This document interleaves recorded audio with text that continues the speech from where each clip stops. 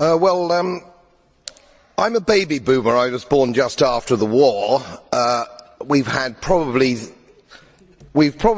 had the longest period of peace and prosperity globally, I would say, from that time.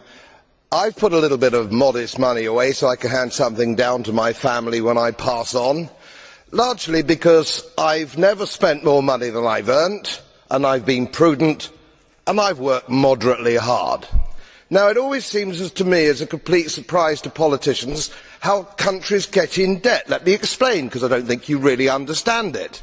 It's because politicians consistently spend more money than they raise in taxation, more money than they can possibly raise in taxation, most of which, in point of fact, they actually waste.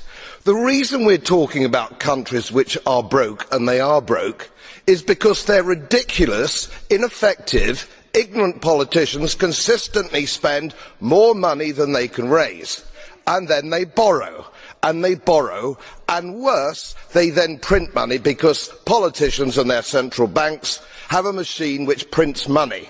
You do that as a private citizen, and it's a criminal offence.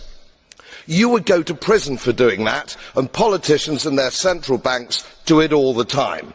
Let me explain to you that these countries are broke, and they're broke because of their own stupid leadership and politicians, and it's immoral to ask ordinary taxpayers of any country to pick up the tab for failed politicians and failed banks. They are defaulted, they're broke. For God's sake, let's all of us admit it.